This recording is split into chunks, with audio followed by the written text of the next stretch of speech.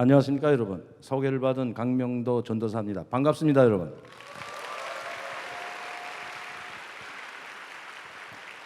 우선 이 좋은 자리에 세워주신 하나님 아버지께 감사의 말씀 올립니다. 그리고 저를 초청해 주신 우리 방운성 목사님, 그리고 여기 참석하신 모든 여러분들께 진심으로 감사를 드립니다. 감사합니다.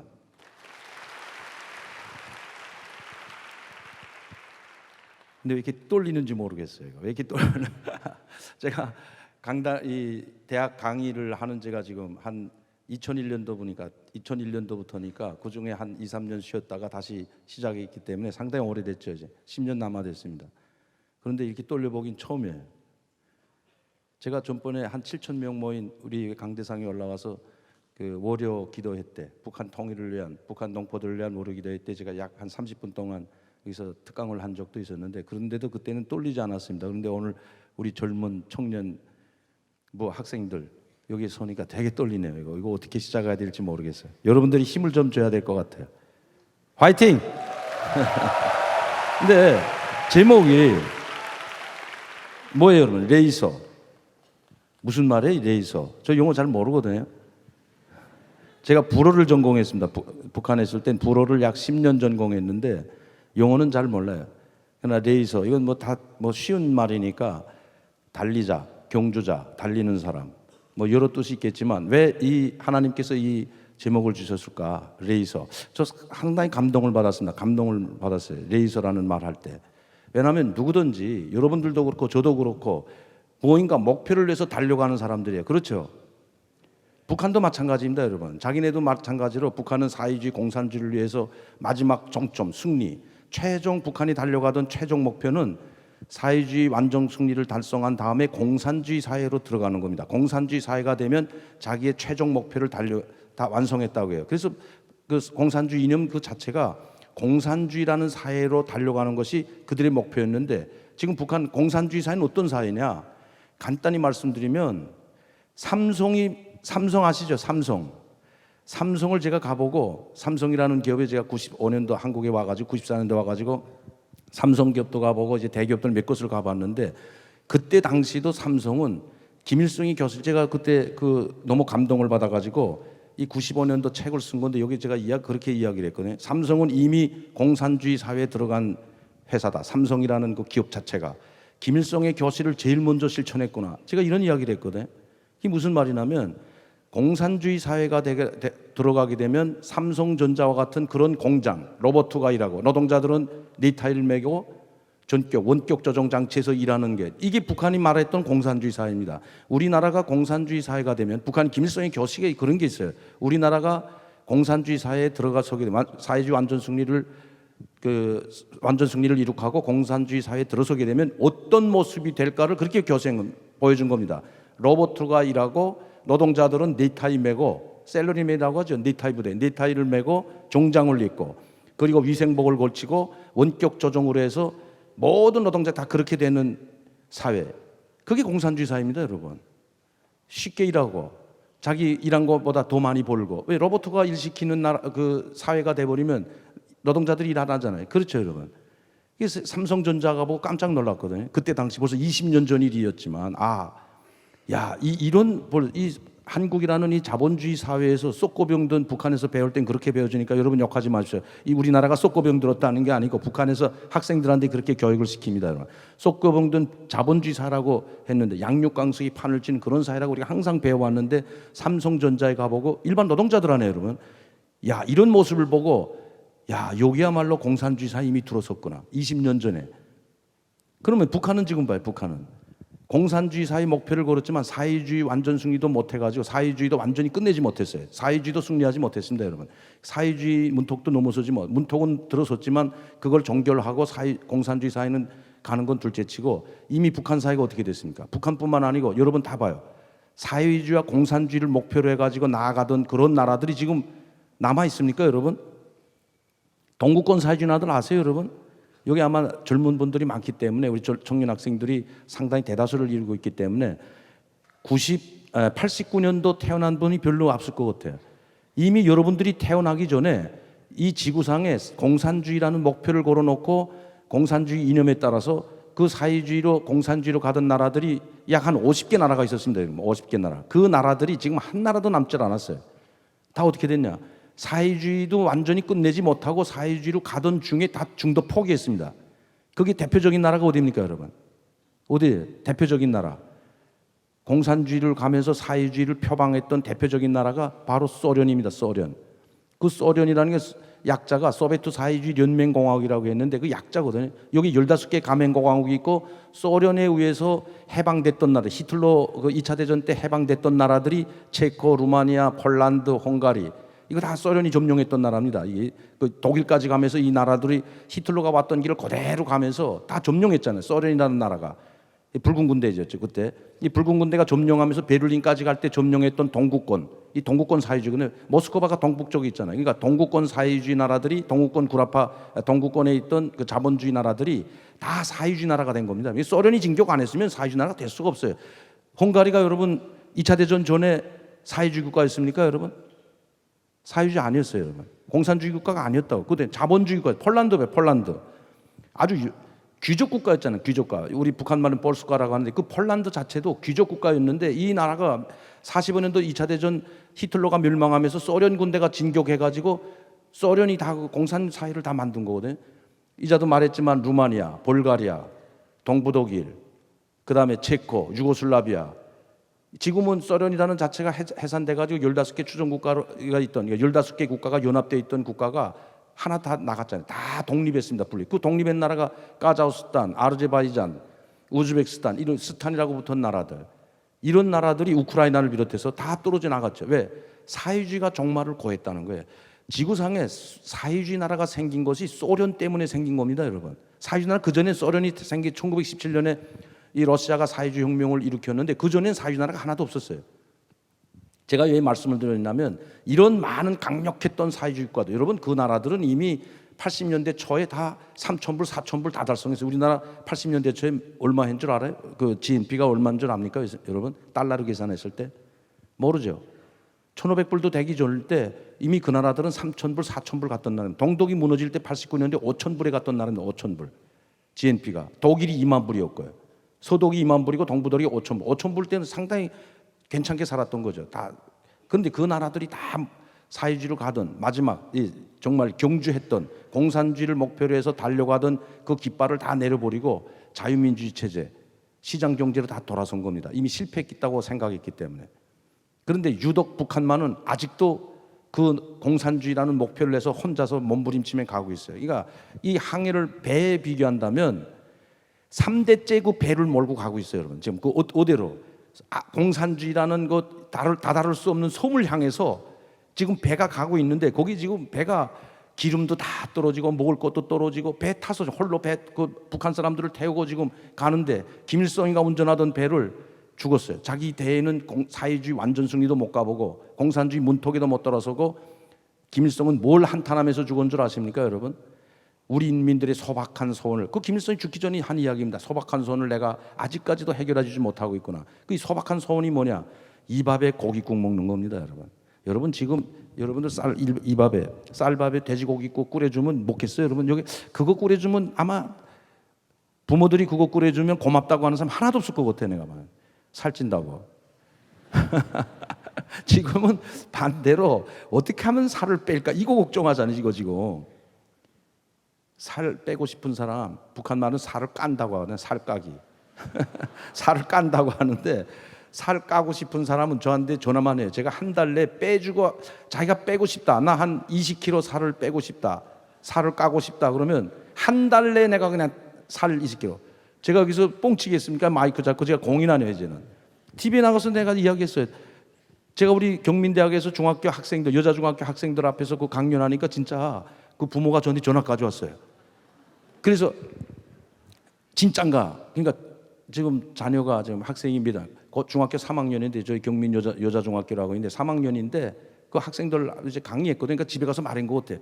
우리 그 강명도 교수라고 북한에서 오신 분인데 한 달에 빼달라는 것만큼 빼주겠답니다. 그래서 내가 그 전화가 왔어요. 이거 어떻게 하면 빼나 해서 만나자 오라고 대학에 왔어요. 간단하다. 북한식으로 내가 급식 해줄 테니까 먹고 안 빼면 내가 책임질게. 북한식으로. 그러니까 북한식 배급이 어떠냐 해서 하루에 옥수수 300g만 한 끼에 100g도 많이 주는 거예요. 사실은 100g 먹는데 찰옥수수면 안 돼서 찰옥수수 먹으면 살이 뽀얗게져요, 여러분. 사료용 옥수수 있어. 사료 10불 간 거 있어. 이게 큽니다. 그 옥수수는 북한에서 수입하는 옥수수는 어디서 그런 옥수수 수입하는지 나도 모르겠어요. 이런 큰 옥수수 수입해요. 10벌개 옥수수가. 여러분 아무리 삶아도 입에 요면 깨물어지지가 않아요. 하루 종일 물고 있어도 불어도 안 나요. 그 옥수수가. 그래서 어떻게 하냐, 그건 쌀처럼 이렇게 타게요. 타갠다는 거 알죠? 이렇게 봐서 가루 내놓은 게 아니고, 가루 내면 안 돼요. 탁해서 쌀알처럼 만들어요. 쌀알처럼 물에 불 껐다 밥을 해도 먹으면 어떻게 될 것 같아요? 그 다음날 아침에 그냥 그대로 다 나옵니다, 여러분. 근데 포만감은 있지, 오히려. 그래서 내가 그 옥수수를 구해서 먹으면 된다니까 어떻게 하는 줄 알아요? 그 옥수수 어디서 구해야 되냐? 근데 우리나라엔 그 옥수수 없어요, 여러분. 앞만 봐도. 다 우리나라에서 나는 옥수수 봐, 찰옥수수. 그렇죠, 여러분. 10벌 갖고 크고 그 단단하게 굳은 옥수수는 구할래요? 구할 수도 없더라고요, 여기. 그래서 나보고 좀 구해달래. 내가 북한에서 그거 구하겠다고 북한에다 전화해서 보내달릴 수도 없고. 왜 그럼 이 옥수수를 사다가 북한 주민들에게 공급 안 하면? 제일 싸니까. 제가 수입해 봤잖아요. 사료용 옥수수가 제일 싸거든.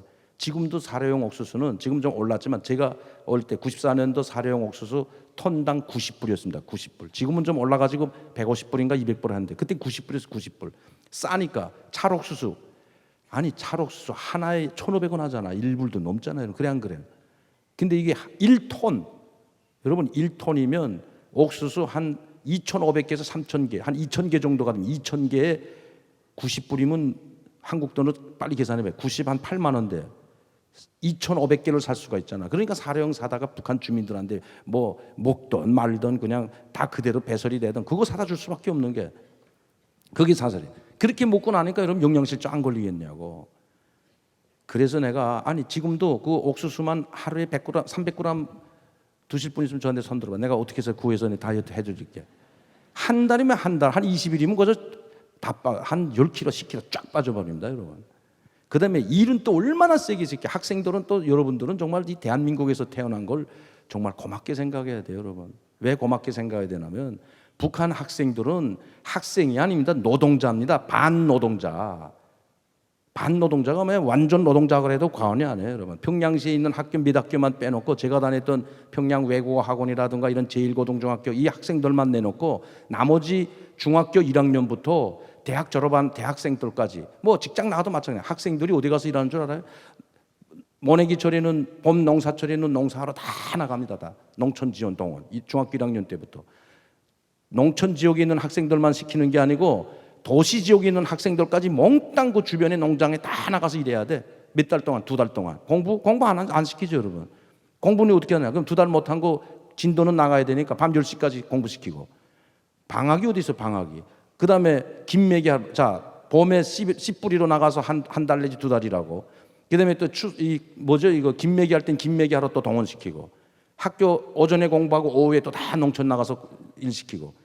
이게, 그러니까 가을거디, 추수할 땐 또 추수하러 또 한두 달 또 나가야 돼요. 그러면 6개월 동안 한 학기에 6개월 공부한다고 하면 방학 2달 빼고 4개월 공부한다면 한 달이나 2달을 공부도 못 합니다. 여러분 계속 이 농촌동원 그냥 다 내몰죠. 몽땅. 이게 전국 전민이 몽땅 다 그 농촌 이 도로 다 지원하자고 구호를 그렇게 붙여놓잖아요. 지금도. 그럴 수밖에 없는 거예요. 그렇게 열악하다고요. 그럼 그 공부는 언제냐? 공부는 뭐 할 사람만 딱 시키. 북한은 딱 필요한 사람만 뽑아가지고 공부시키는 거지 다 공부 못해도 된다 그래요. 컴퓨터 필요 없습니다. 딱 3,000명만 하면 돼요, 여러분. 전문가 3,000명만 있으면 되는 겁니다, 여러분. 이 학생 중에 50만 명의 학생이 있다면 그 중에서 3,000명만 전문가, 컴퓨터 하는 전문가, 외국어 하는 3,000명 전문가들로 양성하기 때문에 일반 학생들은 하던 말던 컴퓨터 할 수도 없어. 컴퓨터가 또 있어야지. 전문가로 양성합니다. 전문가가 필요한 만큼만 딱 뽑아가지고 수재들 뽑아가지고 1고등중학교에서 공부시켜가지고 그 학생들만 다시 대학에 보내고 컴퓨터를 만들어가지고 그 다음에 뭘 만드냐? 특수부대라든가 아니면 뭐 중앙당 이 문서원이라든가 아니면 제일 좋게 들어가는 건 중앙당 문서원이라든가 좋은 직장에 컴퓨터가 필요한 부분이 있잖아요, 북한에도. 그리고 이제 그 뭐라 그러죠? 이 컴퓨터로 해커들 양성하는 거.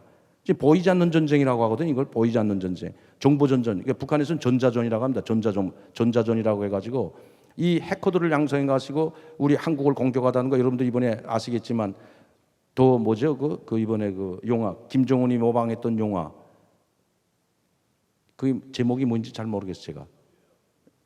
어쨌든 하나 있었어. 근데 그거 해킹해가지고 써니사 픽처스, 써니 픽처스 그 써니사를 해킹해가지고 난리도 아니었잖아. 그걸 미국까지 들어가서 해킹해요, 여러분. 아니 미국이 어떤 나라인데 세계에서 가장 보안 장치가 잘 돼 있고 컴퓨터가 제일 발달된 데가 미국인데도 보안 장치 다 뚫고 북한이 공격해가지고 다 뽑아왔잖아요. 그 자료를. 그리고 거기다 협박 문구를 막 거기다 올려놓고 그런 전문가 양성만 그 학생들 내놓고는 모든 학생들이 일만 해요. 그러면 방학이 학생들이 그럼 즐기는 놀이는 뭐냐? 제가 있을 때도 마찬가지지만 뭐 컴퓨터가 있어요, 게임장이 있어, 뭐가 있어? 스마트폰은 지금 있다고 하지만 스마트폰 우리가 가지고 있는 스마트폰하고 다릅니다, 여러분. 그건 아무것도 되는 게 없어. 북한에서 올려놓은 뭐 여행 정보라든가 뭐 음식점이라든가 뭐 공원이라든가 놀이터라 이런 것만 이렇게 앱에 이렇게 쭉 올라가 있지. 거기서 놀이 문화 들어갈 수 있는 게 아무것도 없어요. 우리는 지금 4살짜리 저희 딸도 컴퓨터에 들어가면 거기서 뽀로로 보겠다 고 게임하겠다 고 난리도 아니야. 근데 그런 게 볼 수가 없으니까 뭘 하냐? 운동입니다. 그래서 북한에서 체육을 왜 장려하는지 여러분들이 알아야 돼요. 그러니까 모든 걸 운동장은 좀 잘 갖춰져 가지고 평행봉, 철봉 뭐 거기 없는 게 없어요. 탁구장도 만들어 놓고 학교 운동장 주변에 평행봉, 철봉 쫙 만들어 놨어요. 그러면 학생들이 방학 공부 끝나고 좀 놀 만한데 철봉에 매달려서 원숭이처럼 그냥 앞전 뒷전 치고 뭐 그런 거예요. 그러니까 제가 그때 평행봉을 얼마나 잘했냐면 체조 선수만큼 해서 체조 선수만큼.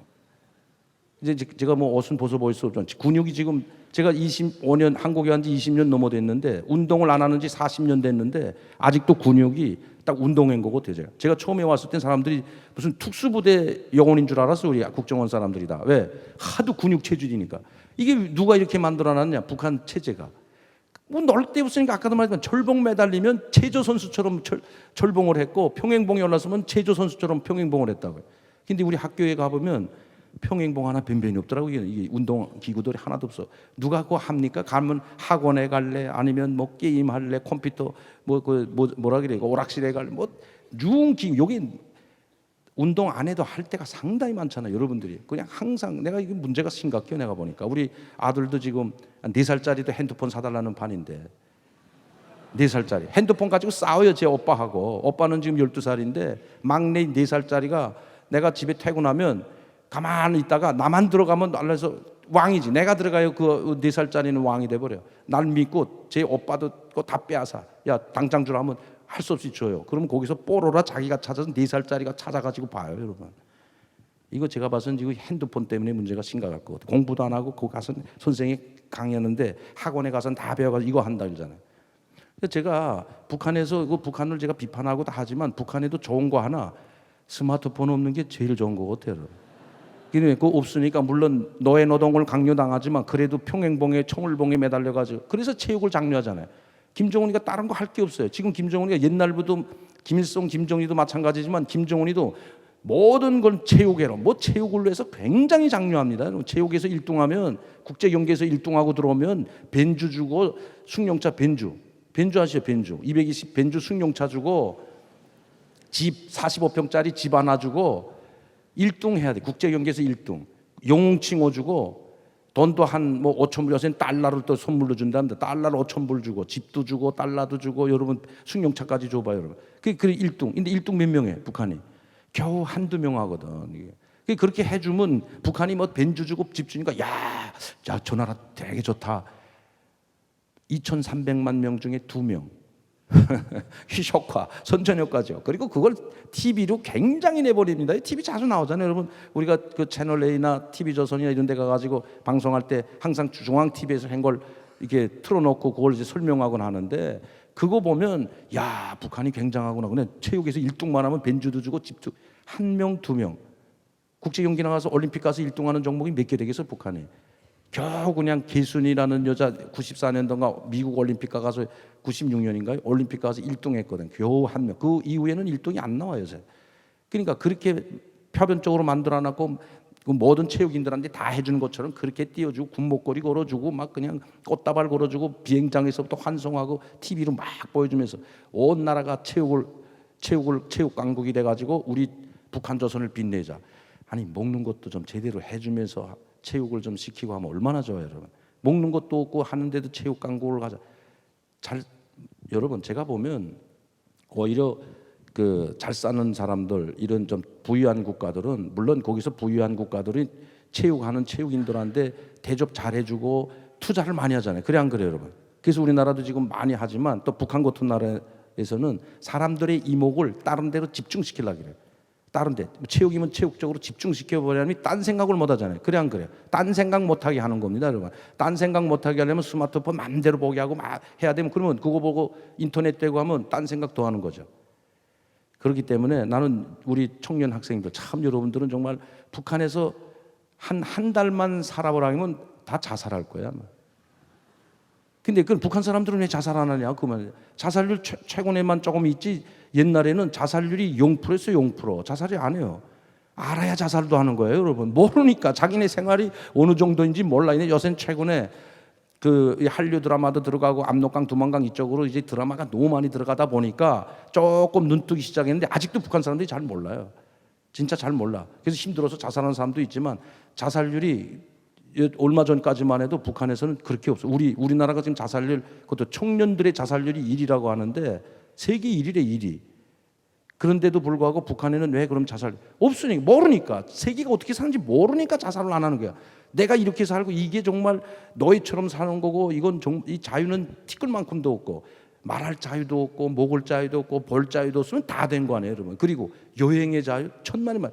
여행이라는 게 여러분들처럼 요건 가지고 외국에 가는 여행을 말하는 거 아니에요. 자기 나라 땅도 마음대로 못 가는 나라가 북한인데, 그런데도 북한이 그 순종하는 거 보면 여러분들은 어떻게 생각해요? 왜 그런데 그렇게 순종하고 그렇게 할까?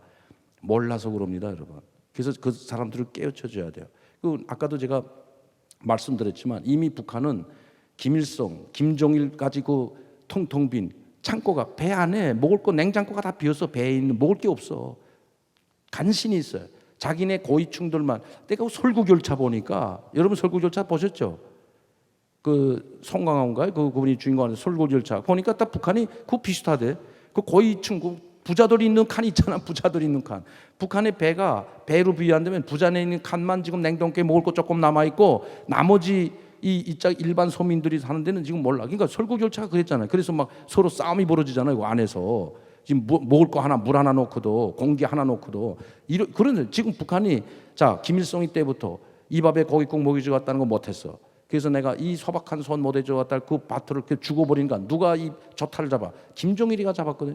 김정일이가 잡고도 못해줬어요. 김정일이도 나도 내가 내 대에 정말 인민들의 소박한 소원, 이 밥에 고기 먹고 비단 옷 입고 삼칸 기와집에서 자식들 낳고 오손도손 사는 것, 이 얼마나 소박해요, 여러분. 이게 어느 때 이야기야? 무슨 이조 시대 때도 아니고 지금 북한이 그거 말한다는데, 지금 삼칸 기와집에서 이 밥에 고깃국 먹고 비단은 누가 입냐고, 여러분. 지금 비단은 색동저고리 누가 입냐고. 우리 어렸을 땐 색동저고리 비단은 입었어요, 실제로. 이 간부집들은 어렸을 때 제가 보면 그 한복 있죠, 한복. 조선이라는 이 바지, 새파란 그 바지에 빨간 색동저고리 입고 다녔다고, 실제로.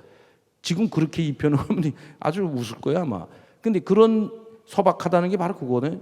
이 밥에 고깃국, 삼칸 기와집에 비단원이. 이것도 지금 이 타령 아직도 하고 있어요. 그 김정일이도 이 저타 몰고 가다가 지금 배가 이제는 풍랑까지 만나가서 이리 기울 저리 기울해. 김정일이 또 거기서 죽었어. 배에서 떨어져 가지고. 자, 이제 누가 맡았어요? 이제 손자가 맡았어. 손자 3대. 제가 봐서는 모든 역사 흐름을 보면 3대 가는 나라를 가지 못 봤거든요. 2대째는 많이 갔어요. 2대째. 옛날부터 2대째. 지금 시리아 아시죠, 여러분? 시리아가 그 알-아사드 그 대통령이 아버지가 알-아사드인데, 그 대통령의 아들 지고 또 지금 아버지 이름 땄으니까 아사드 아니야, 하사드. 그 하사드가 지금 대통령을 하는데 2대째입니다. 2대째 지금 어떻게 됐어요, 여러분? 내전 상황하고 시민혁명이 일어났잖아요. 지금 시리아도 2대도 가기 힘든데 3대 왔습니다. 일단 3대 가기 힘들어요, 여러분. 3대째 와서 다시 배를 통통 빈 곳간, 이제는 자기 냉장고도 지금 통통 비어가.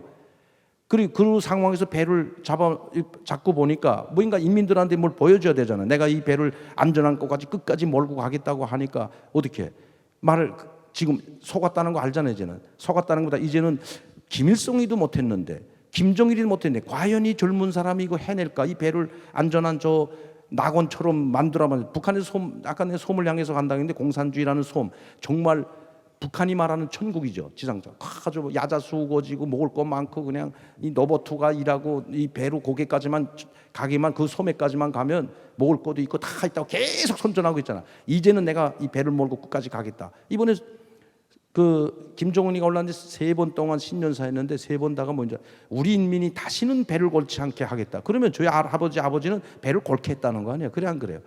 나는 다시는 우리 인민들이 허리띠를 절라매고 배를 걸게 하는 일이 없도록 하겠다. 제가 어떻게 해요? 뭐 돈이 있어야 될 거 아니야. 그럼 경제가 발전해서 돈이 있어야 될 거 아니냐고요, 여러분. 자기 돈도 다 떨어졌는데. 그러니까 이제는 안 되니까 어떻게 해요, 여러분?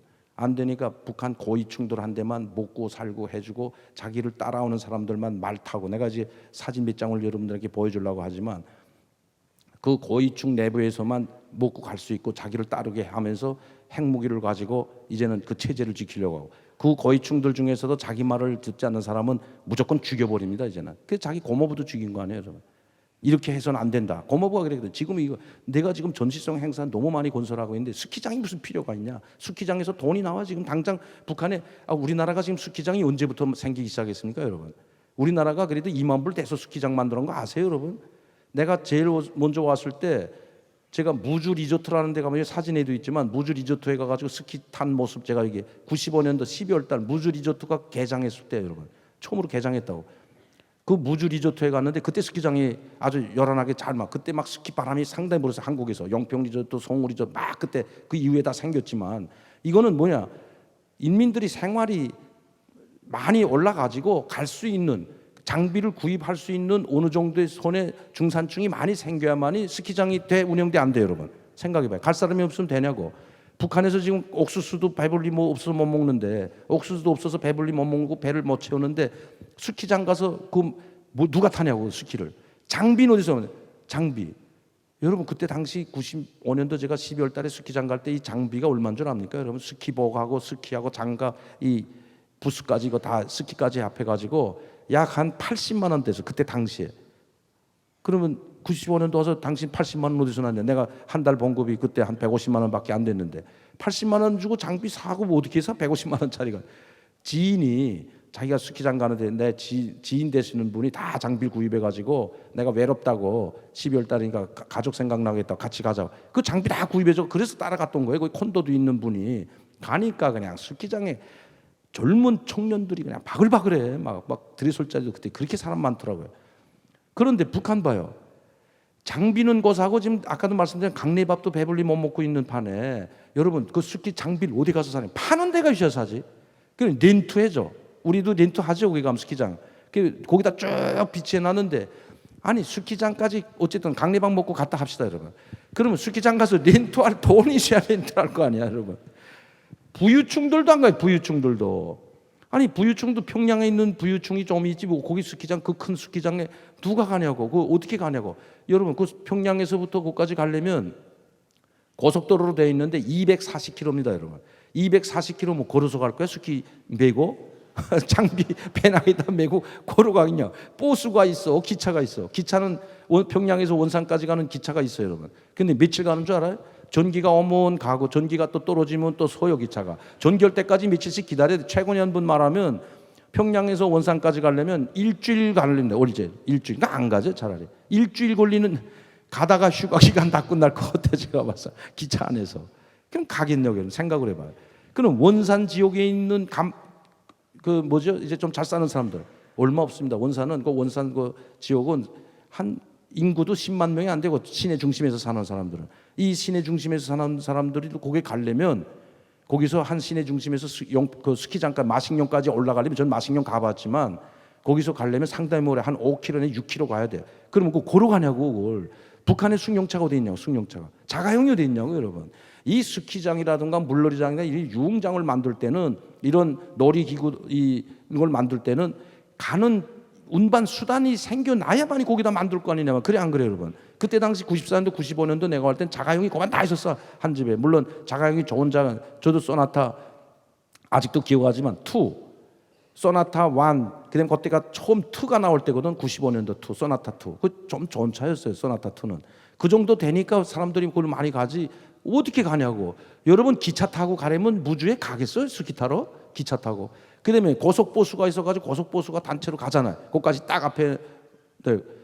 그러니까 이게 그래서 장성택이랑 이런 행사 이런 걸 만들면 안 된다. 우리가 지금 중요한 건 경제 특구를 만들어 가지고 개방 개혁을 해 가지고 외자를 유치해다가 우리 경제 특구를 만들어 가지고 우리가 빨리 인민들이 먹고 사는 것부터 해결해야 된다고 김정일이하고 옷 써 나갔다는 거예요. 이거 안 된다. 그 하도 해야 된다고 하니까 그러면 이번만은 이거 하나만 해줘. 이것만 하자. 있는 돈 다 들어 스키장 하니까 그다음에 또 뭘 하죠? 원산에다 국제 리조트 만들고 그 갈마 비행장에 있는 비행장에 군용 비행장 돼 있던 걸 민항 비행장으로 만드는데 하고 그 국제 무슨 그 소년단 야영소 크게 짓고 물놀이장 만들겠다고 하니까 장성태가 지금 이건 이젠 더 이상 안 된다고 하니까 그래 그냥 총으로 쏴 죽였잖아요. 자기 고모부를 자기가 하겠다는데 못하게 한다고. 그 지금 김정은이가 하는 일은 마식령 스키장 만들고 무슨 과학기술의 전당 만들고 과학기술자 아파트 고리 조성하고 물놀이장에 돌고래 쇼에 이젠 이 뭐야 그 동물원까지 새로 단장했는데 동물원을 거북이 모양으로 만든 우리 오지그제 TV에 나가서 제가 한 건데 설명해 준 건데 그게 여러분 거북이를 얼마나 크게 만들었냐면 3만 평. 이 지금 이거 한 제가 보면 이거 규모가 한 10,000평 안 될 거야. 한 5,000평 될까요? 이런 거 한 6개 되게 동물원 거북이를 만들고 그 안에다가 거북이처럼 형상해 가지고 그 거북이처럼 만든 3만 평, 이 면적이 3만 평인데 거기다 뭐 이제 사나운 동물 하면 이제 그 사자라든가 봄이라든가 이런 집, 그다음에 돌고래 쇼 이거 다 만들어 그 안에다가 돌았어 내가 보니까 그 돈이 엄청 들어갔는데 10월 10일 개장해야 되는데 개장 끝내 못했어요, 여러분. 못했다고. 돈이 있어야 개장을 하지. 개장 못하면 어떻게? 그 건설하던 사람 또 총으로 쏴 죽이지. 너 개장 못했다고. 지금 곧만 북한이 지금 그 평양 보면 화려합니다. 곧만 북한의 TV 나오는 거 보면 정말 평양만큼 깨끗하고 화려하고 그런 나라가 없어요. 근데 이제 김정은이도 말 안 들으면 고모부도 죽이고 자기가 1년 전 한 8개월 된 인민무력부장 대장까지도 총살해 버리잖아요. 이제 최근에는 또 최룡해도 없어졌어요. 이제 어디 갔는지 지금 나오질 않아요. 그 항일혁명 원로 1세라고 이율설이라고 있는데 뭐 항일무장 투쟁했다는 그 빨치산했다는 혁명 1세 이율설이가 죽었거든요. 원수야. 김정은이하고 동등합니다. 김정은이도 지금 원수 아니야. 북한에는 대원수가 2명 있는데 죽어야만이 대원수 돼. 김정은이는 죽기 전엔 대원수라는 칭호 못 받아요. 왜? 아버지하고 할아버지가 죽었기 때문에 대원수가 돼 있거든.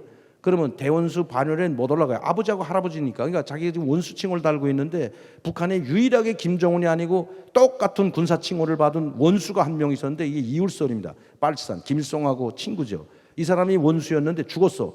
거기서 1번부터 170번까지 국가장위 명단에 다 나왔습니다. 김정은이가 국가장위 의장이거든. 그러면 1번 아니야 김정은이가. 그러면 2번 김용남, 황병석까지 쭉 다 나왔는데 4번째 고명되던 최룡해는 없어졌어. 빠졌어요. 거기 빠졌다는 건 이미 지위가 없어졌다는 겁니다. 그런 지위에서 이미 자기 직위를 내려놨다고 봐야 돼. 박탈당했다고 봐야 돼. 지위가 있으면 자기 직위를 아직도 가지고 있으면 그 사람이 아파서 병원에 가 있어도 명단에 나옵니다, 여러분. 불선제지 불경죄 이런 불경죄가 김정은이가 국가장의의장인데 최룡해 같은 3인자 그런 사위급 최고위층 인물이 거기 빠진다고? 이 말도 안 되잖아요. 그러면 나 거기 안 갈래. 이래서 빠지면 죽지 거기에. 김정은이가 이름 여줬는데 야 정은아 나 안 갈래 거기. 그럼 해봐 어떻게 될 것 같아요, 여러분? 바로 쏴 죽인다. 자기 고모부도 죽이는 양반인데 그 김정은이는 물불을 가리질 않아요 그냥. 근데 이번에 최룡해가 없어졌어. 우리가 방송에서 여러분 2인자는 어디로 가는지 없어져 계속. 잠깐 2인자가 됐다 3인자가 됐다 올라갔다 내려갔다 계속 하다가 끝내 최룡해는 없어졌어요. 불안해서 어떻게 사냐고. 이런 상황이 김정은이가 몰고 있는 배. 왜? 지금 김정은이가 뭐 레이서 하면 여러분들이 저도 제일 먼저 머리에 떠오른 게 카레이서. 그렇죠? 카레이서라는 말 하잖아. 경주. 그 카레이서 보면 정말 아슬아슬한 거 정말 그 마지막 골인 1등 해보겠다고 그냥 차가 막 뒤집어지면서도 막 가잖아요. 그 용해로운 골인 하겠다고 1등 골인 하겠다고 그렇게 달리면서 죽어요. 김정은이도 지금 자기가 목표를 하나 세워놓고 공산주의라는 목표 할아버지가 세워놨는데 가겠다고 그 지금 풍랑받으면 기웃기웃 하면서 거기서 자기 말 안 되면 그냥 바다로 쳐넣어요. 그냥 다 치고 가면서 제가 봐선 마지막에 저 혼자 남을 것 같아요. 제 배. 계속 죽여버리니까 계속 총살하잖아요. 계속 죽이고 없애고 지금도 한 70여 명이 고위층에 있던 사람들이 70여 명이 숙청당했거든요. 이미 그 자리에 나온 겁니다, 여러분. 이런 상황이라는 거죠. 얼마나 더 가겠냐?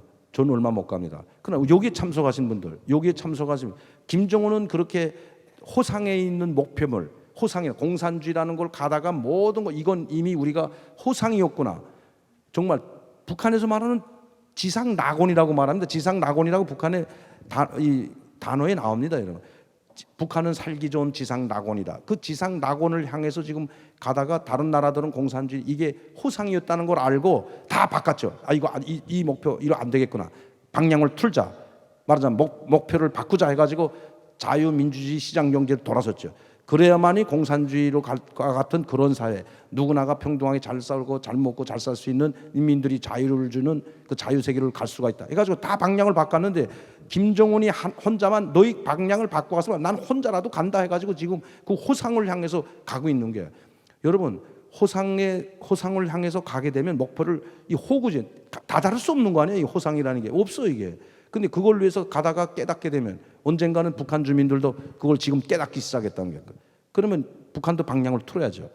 그 방향을 틀으려면 저타수를 잡은 사람을 바꿔야 되잖아요. 그래 안 그래요? 지금 김정은이는 아마 그 저타수를 조만간에 아마 누군가 그 배에 탄 사람들에 의해서 아마 자기가 바다에 빠질 것 같아. 그 배 탄 사람들이 바다로 너 가라. 이제 더 이상 이 호상을 위해서 가지 못하겠다. 우리 여기 참석하신 분들, 여러분들은 이 자리는 이 집은 어떤 집입니까, 여러분? 우리 예배당이 하나님의 집이죠. 그렇죠? 여기에 참석하신 분들, 여기에 처음 오신 분도 있고, 뭐 어렸을 때 정말 그 모태 신앙을 가진 분들도 있지만 이 집에 들어오신 여러분들이나 저는 제가 오늘 전도 집회라고 하는데 제가 전도사거든요, 여러분. 제가 전도사예요. 제가 장로의 신학대학교 지금 3학년 졸업반입니다, 지금. 놀라지도 않네. 아, 참. 제가 악질 공산당, 저 공산당원, 저 노동당원이습니다, 노동당원. 저희 집안이 뭐 다 뭐 할아버지 부주석했고, 부주석이면 부통령입니다, 부통령. 북한의 미국 같은 부통령, 부주석했고, 아버지도 장관하고 다 저희 큰 형님이 우리 한국에 3번 왔다고 해서 한국에 3번. 내가 있는데 어떻게 오냐? 내가 오기 전에, 내가 온다면 잘려서 못 와요. 내가 안 와, 여기 한국에 안 왔으면 계속 올 겁니다. 고위급 대표단으로 통해서 한국에 3번 왔다고 해서 저희 큰 형님이. 한국에 오는 정도면, 외국에는 수도 없이 나갔고 한국에 오는 정도면 아주 골수분자들만 와요. 근데 한국에 왔던 사람들은 골수분자들도 죽은 사람 많아. 처형당해. 장성택이 봐요. 장성택이도 처형당했잖아요. 그러니까 골수분자들만. 그러면 한국에까지 올 수 있는 정도면 정말 자기 골수분자 중에서도 골수분자만 보내요. 한국에 올 때는. 그런 사람이 지금 내가 이 예배당 강대상에 서가지고 하나님이 살아 역사하심을 이야기하고 있잖아요, 여러분. 악질 공산당, 노동당으로부터 하나님의 사람을 제가 변했잖아요. 믿음을 가진 신앙인으로. 이게 상당히 충격적입니다. 이게 있을 수가 없어요, 사실. 북한에서 제가 오지 않았다면 지금 마지막까지 김정은한테 충성하겠죠.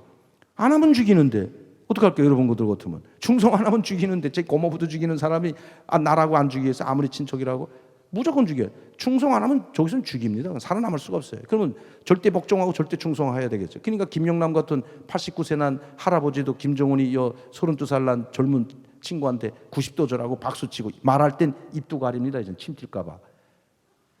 침이 김정은한테 튈까 봐.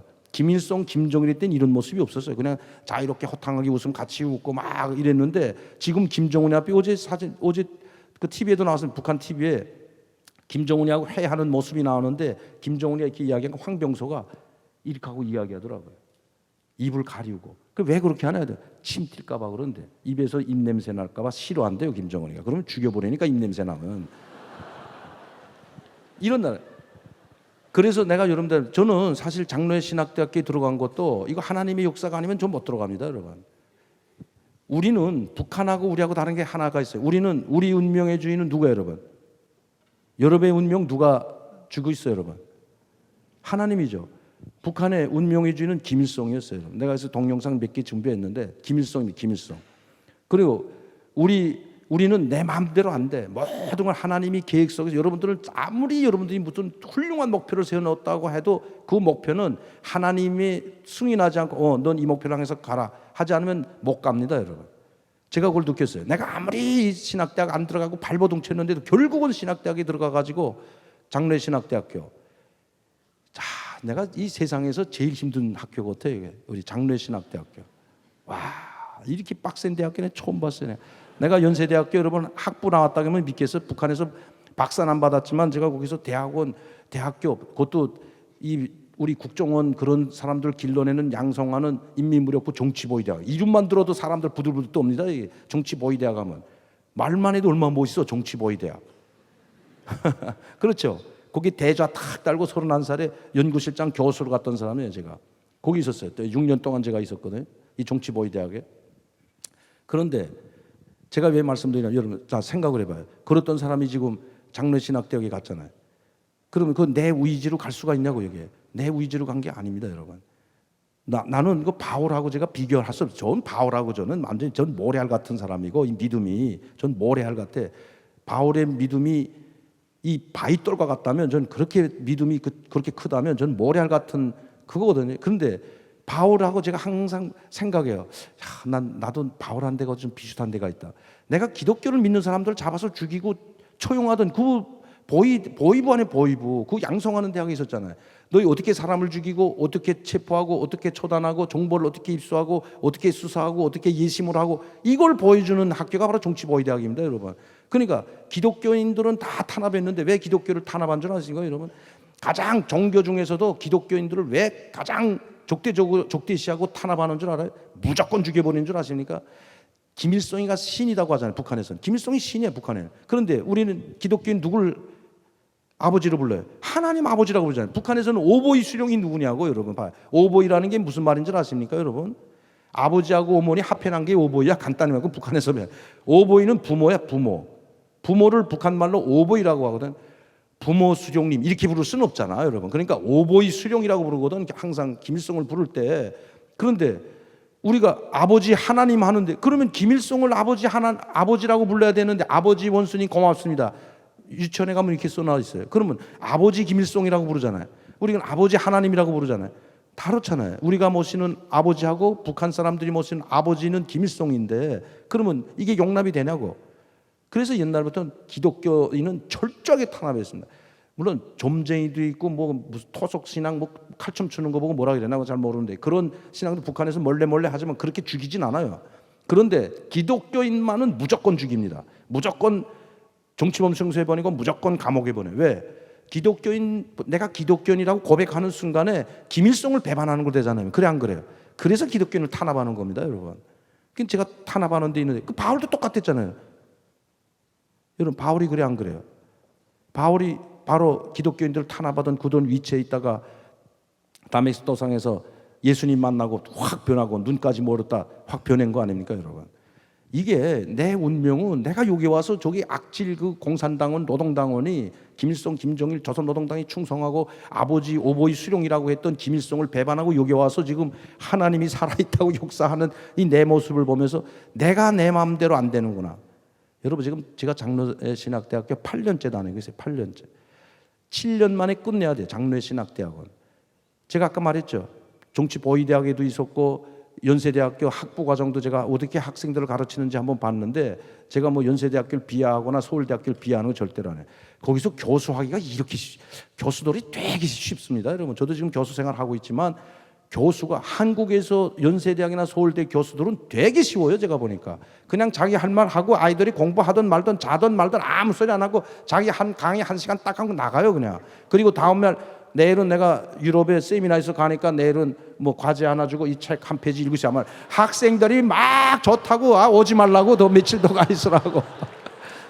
무슨 학생이 공부를 하든 말든 상관 안 해요. 그게 내가 종회과예요, 종회과. 2년 다녔잖아요, 학부과정. 어떻게 배워줄까 도대체? 이 선생님 교수들이 어떻게 강의하는 모습을 보여줄까? 이걸 봤더니 되게 쉽더라고. 그냥 엄청 쉬워. 교수 하려면 그냥 간단해. 그냥 교과서 무슨 책 하나, 아리스토텔레스 무슨 책 하나 가지고 나서 이거 몇 페이지 쭉 읽고 여기에 대한 설명 쭉 하고 그냥 들어가면 끝이야. 그리고 뭐 리포트 하나 써오라 길고. 여러분들도 교수 쉬워요. 여러분 교수만 되면 누구든지 할 수가 있어. 그런 교수는. 장로의 신학대학교는 그렇게 안 합니다. 와, 엄청 힘들어 죽겠어. 나 지금 왜 이렇게 힘든 걸 날 시켰을까? 나 그냥 신앙 믿음으로 가지고 신앙인만 되면 안 될까? 하나님, 왜 이렇게 나 힘든 걸 시켜가지고 이 대학 이렇게 힘든 걸. 제가 2007년도에 입학가지고 아직도 졸업 못하고 3학년에 있잖아. 그것도 겨우 들어가서 금년도 3학년에 올라간 것도, 여러분 영원히 못 올라갈 뻔했어. 그래서 난 3학년에 못 들어가요 원래. 7년 내에 끝내야 돼. 7년 내에. 이 상당히 중요한 건데 7년 내에 끝내야 되는데 7년 내에 끝내지 못하면 아니 여러분 신학대학에 목회자 과정을 가면서 신대원 MDV 과정을 가면서 목회자 과정에 들어가 가지고 7년 내에 공부 못하면 목사 그만두라는 거야. 저기서는 7년 내에 이 과정도 못 끝내는 사람이 무슨 목사가 되겠다고 목회자가 되겠다고 이 공부하냐 여기 와서. 그거거든. 그러니까 7년 내에 무조건 끝내야 돼. 그걸 몰랐어요 저는. 난 그냥 우리 북한처럼 생각했지. 아무 때나 그냥 시험 보고 들어가서 보면 또 공부할 수 있겠구나. 왜 우리 북한에서는 내가 뭐 공부하고 싶으면 공부하고 뭐 대학 교수 되고 싶으면 되고 내가 하고 싶은데 다 됐거든. 난 이 대학은 그냥 성경종합 떨어지면 성경종합 시험 보고 합격되면 다시 가서 공부 아무 때나 하면 되는 줄 알았죠. 그러다 이제 우리 저를 신학대학에 입학시킨 홍호준 아버님이 있어요. 홍호준 박사님. 우리 경민대학교 설립자입니다. 그분이 우리 할아버지의 청년 부장이었어요. 교회. 저희 할아버지는 목사였는데 저는 목사인 줄도 모르고 살았어요. 아니 기도 안 하는 목사가 어디 있어요? 밥 먹을 때. 근데 저희 할아버지는 난 기도하는 거 한 번도 못 봤거든. 북한에서 이미 목사를 하다가 김일성이 오라 그래가지고 김일성 친척 아니야. 근데 북한에 나라를 설립하려니까 뭐 배운 사람이 있어야 되잖아. 배운 사람이. 근데 저희 할아버지는 1925년 28년도 그때 어디 갔나 벌써 동경 아시죠? 일본. 그때 동경 제국대학이라고 불렀어. 지금 도쿄대학인지 뭔지 몰라. 그때 동경 제국대학이라고 있었습니다. 해방전에 동경 제국대학 법학부를 나왔습니다. 법학부를 나와가 법대를 나와가지고 한국 북한에 돌아와가지고 다시 또 신학원을 갔어요. 선생을 하다가 신학원, 평양신학원. 이 장로의 신학대학교가 평양신학원이 못 챕니다. 이 장로의 신학대학교가 평양신학원이 한국으로 이사 온 거야. 간마대로 말하면. 이사 오려고 한 게 아니고 저기 탄압하니까 다 죽여버리잖아요. 그러니까 그 장로의 신학대학교 평양신학원이 한국에 와가지고 여기 장로의 신학대학교로 이름을 바꿔가지고 했는데 제가 그 신학대학교 장로의 신학대학교 100주년 기념책을 보니까 거기에 저희 할아버지 1934년 강양욱 졸업. 여기 100주년 책이 있는 거예요. 100주년. 그래서 아니 우리 할아버지가 진짜 목사였네. 목사했다는 건 알았지만 목사가 빨치산 목사를 할지 우리는 항상 할아버지 하면 강양욱 써놓으면 거기에 해방전, 해방후 다 있어요. 이력서에. 내가 많아서 간부로 등용하든지 대학에 가든지 이력서를 내야 되거든. 북한도. 이력서 하면 간부 이력서라고 있습니다. 일단 위에 간부 이력서.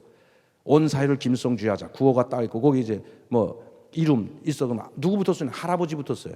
할아버지, 작은 할아버지부터 쭉 할아버지 형제 다 쓰고 그다음에 아버지 우리 형제 다 쓰고 그다음에 삼촌, 사촌, 오촌, 육촌, 칠촌, 팔촌까지 8촌. 여러분 8촌 친척 누군지도 잘 모를 거야 아마. 8촌 알아야 돼. 왜? 간부, 중요한 간부 가려면 당중앙이나 당 간부라든가 국정원, 국가안전보위부라 인민보안성 이런 내각 이런 중요한 위치에 가려면 8촌까지 이 문제가 되는 사람이 있으면 안 돼요, 여러분. 해방전에 지주가 됐다든지 아니면 자본가라든지 아니면 전쟁 때 뭐 국군을 도와줬다든지 한국을 도와줬다 이런 사람이 있으면 자기 8촌 내에 있으면 이런 자리엔 못 갑니다, 여러분. 그러면 내가 거기다 우리 할아버지 목사 이렇게 있으면 이게 반동 중에 악질 반동하네 이거. 내 목사는 아니 기독교인도 다 죽였다고 하는데 여러분 생각해봐요. 목사가 이거 제일 나쁘지. 북한에서 토대가 제일 성분이 나쁜 사람이에요. 목사 자가. 왜? 북한은 김일성을 위한 사회이고 김일성을 하나님으로 받들고 아버지로 받드는 사회인데 그러면 이 목사 집안은 누구야? 하나님을 받드는 집안은 목사네. 그럼 이게 토대가 제일 나쁜 거야. 그래서 뭐라고 쓰는 줄 아십니까? 해방전 항일 빨치산이라고 써요. 목사라고 안 쓰고. 왜? 저희가 어떻게 들었냐면 그렇게 부모들이 알려줘. 왜? 목사 진짜 목사였다는 거 알려주면 안 되니까. 뭐라고 했냐면 너희 할아버지는 김일성 빨치산 할 때 김일성이 파견해가지고 위장 목사였다. 원래는 빨치산이었다. 위장 목사로 해가지고 족후에 들어와서 그러니까 일본 강점 그 마을에 들어와가지고 김일성을 도와주던 그래서 목사의 이름을 빌려서 빨치산 운동을 하기 위해서 목사가 되다. 이렇게 하니까 난 빨치산이라고 쓰는 거지 다. 그렇게 알았어요 실제로. 진짜 목사인 줄 몰랐다고요 여러분. 누구 한마디도 나한테 아버지나 누가 너 할아버지는 목사였다 이 말 해주는 사람이 없어요. 그거 내가 실수할까 봐. 그걸 다 그러면 국가에서 인정해 주냐? 당연히 인정해 주지. 빨치산이라고 다 바꿔줬어요. 그러니까 김일성 친척은 한마디로 말씀드려서 김일성 친척은 혼병 친일 주구가 했던 혼병을도 했어요. 혼병했는 사람도 있는데 다 빨치산을 바꿔들어 둔갑시켰어요 다. 김용주 아시죠? 김용주 김일성이 친동생. 이게 혼병 종본이 혼병이었어. 혼병. 일본 혼병의 종본의 앞잡이. 이게 앞잡이라고 하잖아요. 그때는. 그거 했다고. 혼병했다고. 혼병의 종본 했는데 어디가 김영주 빨치산 다 둔갑되어 있다고. 그러니까 김일성 진정은 뭐라고 하나 혁명 역사에도 배워줄 때 위대한 성 김일성 혁명 활동 양력 하면 그 양력 이력이 들어가는 그 간부 자기 할아버지부터 중조 할아버지. 여러분 저는 중조 할아버지 이름 잘 몰라요. 근데 북한 사람 치고 김일성 중조 할아버지 다 알아. 김웅우 중조 할아버지. 할아버지뿐만 배우는 게 아니고 중조 할아버지 때부터 배웁니다. 김웅우 애국자의 집안이라. 김보현 김일성 할아버지, 김일성 아버지 김형지. 이게 다 애국자의 집안이었는데 거기 목사 있고 혼병 오장 출신 있고 이러면 되겠냐고. 그러니까 그건 몽땅 애국자의 집안에서 태어난 김일성. 그래서 위대한 용도자가 될 수 있었다. 이 애국. 김일성 집안은 장로도 있고 목사도 있고 교회까지 세운 사람들이 수두룩해요. 강씨 집안. 김일성이 엄마 쪽은 100% 장로 목사입니다, 여러분. 그러니까 김일성이 엄마 이름이 뭔 줄 아세요, 여러분? 아는 사람 한 번만 손 들어봐요. 저 한 명 계시네. 야, 대단하다 진짜. 북한학을 전공한 거 같아. 안만 해도. 김일성이 엄마 이름 알 필요도 없어. 그러나 자, 우리가 북한을 알아야 되기 때문에 내가 여기서 김일성 집안 말해. 강반석 아니야, 강반석. 이 중요한데 이거 알아야지, 여러분. 이거는 알아야 돼. 강반석은. 반석이 어디 나옵니까, 여러분? 반석이 어디 제일 많이 나요? 반석이라는 이름이 성경에 나오잖아요. 성경에 반석. 반석같이 집을 지리라. 반석. 놀라지들도 않네. 김일성이 엄마 이름이 강반석이야. 강반석. 내가 강명단이야. 우리 아버지하고 형제지간에 강반석은 계열이 친형제는 아니지만 6천 정도 돼요. 가까워요. 그러니까 그 강반석이 왜 반석이라고 지었어? 그러면 자기 엄마부터 반동 아니야 지금? 그래 안 그래? 조선의 어머니 강반석. 여기 북한에서 온 사람은 여기 있으면 아마 다 알 거야. 북한에서 공부한 사람은 강반석 모르면 반동입니다. 북한에서 총살당해요, 여러분. 김일성이 엄마 모르면 이거 반동이지, 당연히. 혁명활동에 다 배우는데, 책에 나오는데. 이 강반석이, 이 집안이 강반석의 아버지 강도욱이가 있어. 강도욱. 강도욱이하고 강양욱이. 이름 같지? 욱자 돌리만 해, 욱자. 이 형제지간에 다. 그러니까 강반석이 아버지하고 우리 할아버지하고 형제지간에, 친형제는 아니지만 사촌, 이렇게 형제지간이라고. 이 강도욱이는 장로였고, 이 강도욱 장로가 강반석이 아버지가 칠골교회를 세웠습니다. 칠골교회. 지금도 칠골교회 세웠어요. 지금 칠골교회 있어요. 봉수교 하나만 있다가 칠골교회 김일성이 세우라고 하니까 세웠어요. 그러면 죽기 전에 김일성이가 우리 어머니도 사실은 집사였다. 고백했잖아.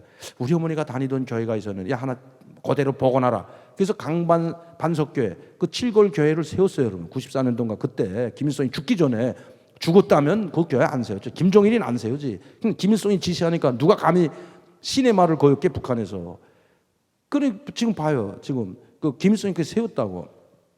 그런데 그 집안이 다 이렇게 다 둔갑을 했다고. 장로도 다 혁명가로 다 김일성의 외할아버지 강도욱 혁명가의 집안이었고 애국자의 집안이었다. 일제를 반대해서 싸웠다. 혁명활동이다 그렇게나. 근데 우리 할아버지만 목사했다 그러면 이게 김일성이 친척인데 할아버지 뻘 되는데 안 되잖아요. 그러니까 목사도 빨치산을 하기 위해서 목사를 했다. 이렇게 빼야준단 말이에요. 그러니까 저는 몰랐어요. 그래서 저희 항상 그렇게 썼는데 진짜 목사였더라고. 홍우준 경민대학교 설립자 그분이 우리 할아버지가 했던 고동교회, 평양에 있는 고동교회 목회가 상당히 잘했대요. 강양욱 그 할아버지가 목회를 상당히 잘했대요. 내가 아마 우리 할아버지 피 조금 있는 것 같아요. 이 설교를 되게 잘했대. 내가 뭐 잘하는지 잘 모르겠지만 어쨌든 이 말을 참 설교가 좋았대. 그래가지고 그 고동교회가 담임 목사를 했고 자기가 청년부장을 했대. 그러다 그분이 일로 온 거 아니에요, 한국에. 왜 내려온 줄 아십니까? 김일성이 죽이려고 했다가 이 들켜가지고 청년 조직 있죠, 북한에. 반공 청년 조직을 기독교를 탄압하니까 이 기독교 청년부를 비롯해가지고 기독교 청년 학생들이 김일성은 안 된다 해가지고 김일성을 죽이려고 반공 그 청년 조직을 만들어가지고 김일성 나오는 행사장에 폭탄 그 다 장치 투하시키려고 해다 그 발각돼가지고 다 체포됐어요. 자기 그 청년부 학생들이 다 체포되니까 여러분들 같은 나이야. 그때 나이가 27살이었습니다. 여러분. 24살. 그 우리 홍우준 박사님이. 그러니까 다 체포되니까 우리 할아버지가 이거 가만히 있으면 안 되겠거든.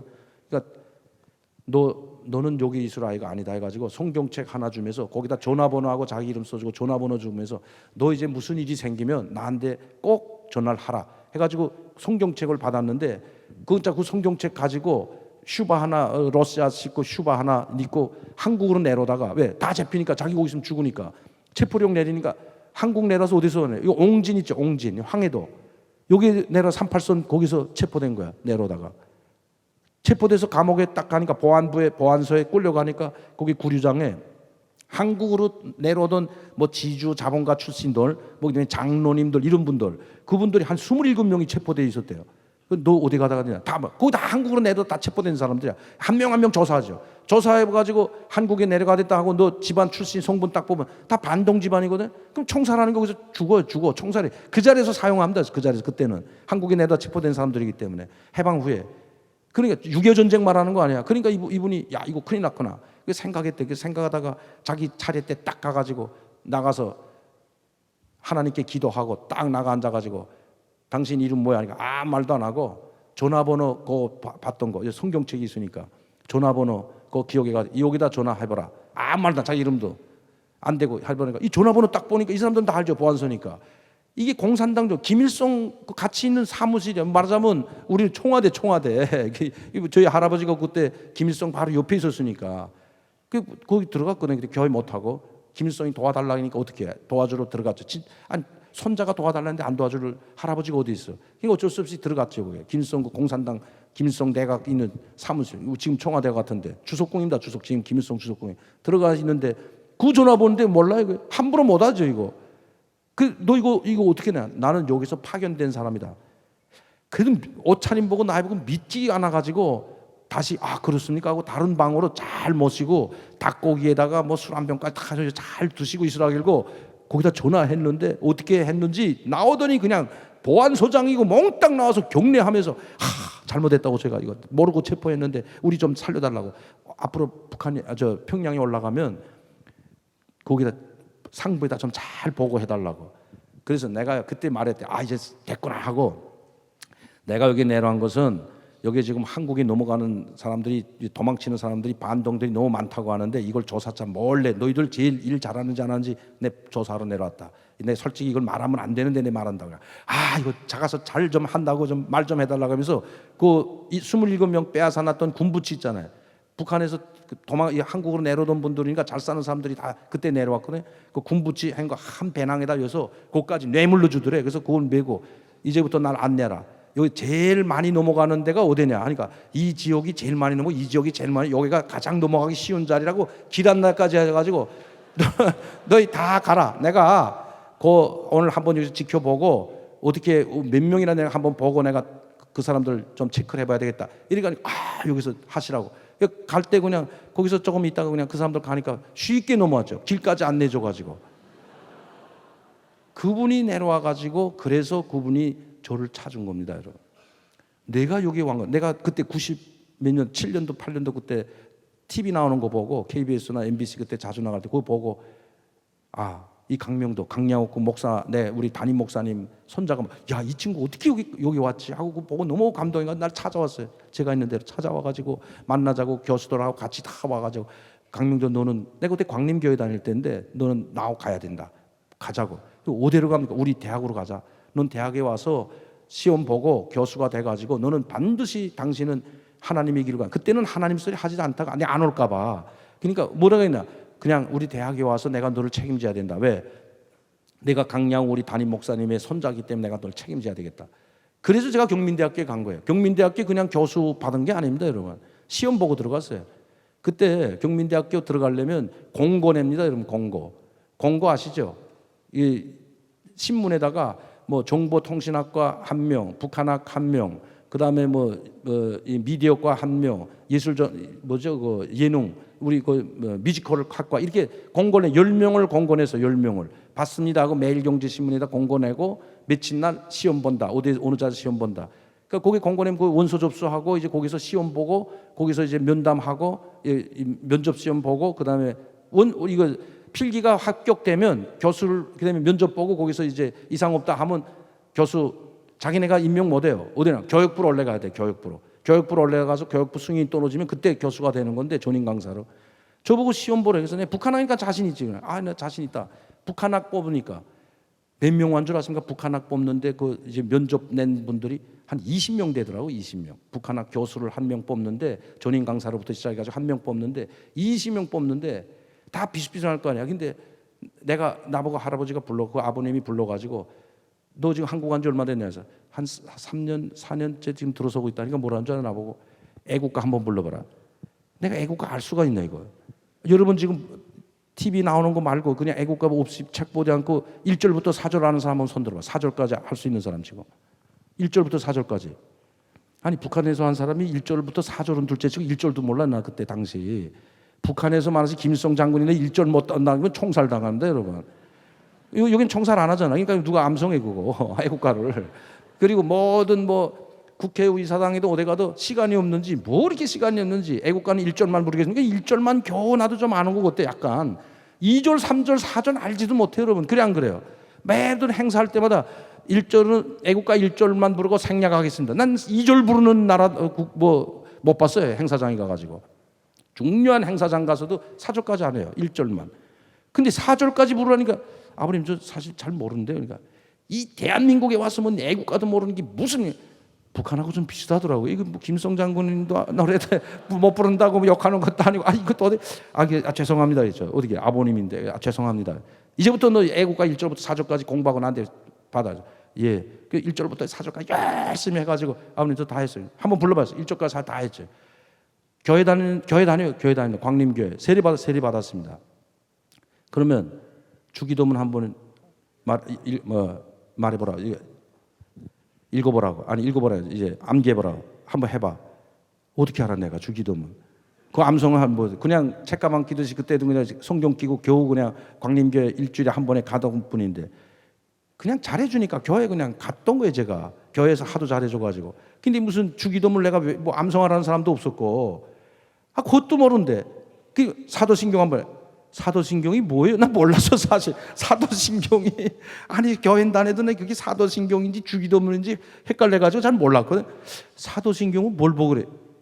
너는 어떻게 교회 다닌다는 세례 받은 사람이 사도신경도 모르냐? 무슨 그런 교회가 다 있냐고. 당장 교회 옮기라 그래가지고 경민교회로 옮겼잖아요.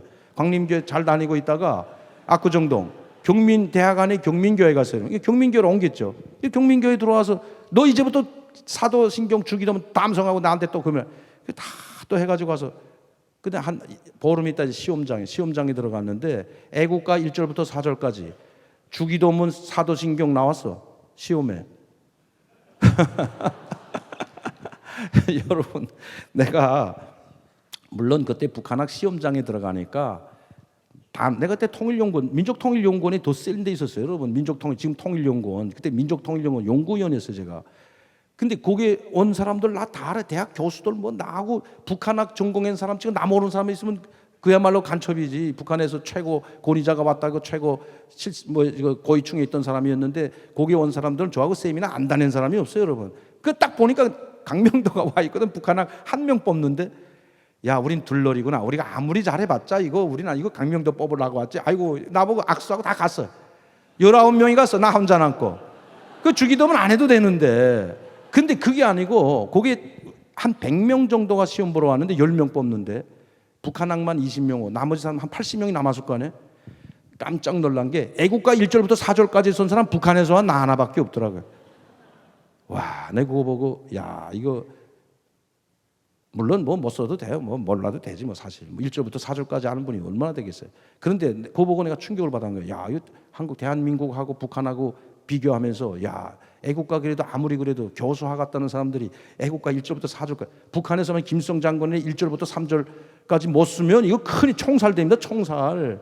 여긴 자유가 맞긴 맞구나. 그 절감했어요, 여러분. 애국가 1절부터 4절까지 몰라도 대학 교수 하는구나. 주기도문 쓴 사람은 별로 없고요, 여러분. 사도신경 그 쓴 사람도 별로 없고 나 하나 사도신경 주기도문 그다음에 애국가 1절 4절까지 다 썼어요, 여러분. 와, 100점짜리네, 100점. 내가 그때 할아버지가 공부 안 시켰으면 애국가 1절도 못 쓰고 나왔죠, 여러분. 그때 배운 겁니다, 여러분. 이제는 20년 지났으니까 이제는 말할 수 있다 해가지고 내가 여러분들한테 말씀드리지만 그래서 경민교회에 들어가게 됐고 경민교회에서 그 아버님이 저를 손목을 잡고 장로신학대학에 입학시킨 거예요. 하루는 언젠가 2007년 나보고 가자 그래가지고 가는데 어딘 줄 아십니까? 그게 장로신학대학교였어요. 아니 여기 왜 가요? 너는 반드시 할아버지를 뒤로 하나님이 널 보낸 목적이 계신다. 하나님께서는 너를 내가 이 한국에 온 것이 내가 여기 오려고 온 거 아니다. 너는 내가 도대체 거기서 최고 고위층에 있다가 제가 대좌였고 김일성 주석 우리 말하면 청와대 누구도 들어갈 수 없는 김일성 주석궁에서 그것도 최고 권위를 누리고 부사장까지 하면서 제가 뭐 승용차를 공짜로 한 대씩 줄 정도로 그렇게 돈도 많고 권력도 있고 했던 그 위치에서 내가 이게 올 일이 없잖아요. 나도 왜 한지 모르겠어요. 여러분 내가 지금 가만 생각해 보면 뭔가 획가닥 해가지고 왔어. 내 머리를 잠깐 누가 돌려 세워가지고 내가 이 자리에 설 수 있었는데 그때 그 생각을 못해. 오래 생각하면 못 옵니다. 여러분 저 같은 경우는 제가 무슨 배고파서 한 것도 아니고 압록강 두만강 헤엄쳐서 넘어간 것도 아니고 우리 여기 탈북 미녀들 이만감 나오시던 분 두 분 같이 왔지만 이분들은 압록강 두만강 그냥 헤엄치고 또 내려갈까봐 새끼줄까지 비끄러 매가지고 야 이젠 죽는구나 하고 그렇게 온 게 아니고 그냥 대표단 단장으로 중국에 나왔다가 에라 모르겠다 가자 하고 간 거거든요. 근데 그 내가 온 게 아니야. 내 마음을 내가 돌려서 온 게 아니란데 북한에 남아있는 우리 어머니 거기 가족 형제 이거 다 생각하면 못 옵니다 여러분. 그런데 나를 마음을 확 돌려버려가지고 에이 떠나자 하고 순간에 그냥 한 번에 딱 결심하고 오래 생각하면 못 온다는 대로 아유 우리 어머니 날 기다리고 가야 되겠다. 우리 어머니가 끝까지 날 믿고 기다렸다는 거 아니에요 어머니가. 내 여기 책에도 써놨지만 그래서 왔는데 그러니까 아까도 내 말하는 건 여러분들에 말씀드리고 싶은 것은 뭐냐면 내 운명은 내 마음대로 되지 않는구나. 하나님께서 딱 붙드시면 놔주질 않아요. 나는 이번에 장로회 신학 때도 마찬가지라고 말씀드려요. 왜 7년 동안 지금 8년째 공부하고 있냐.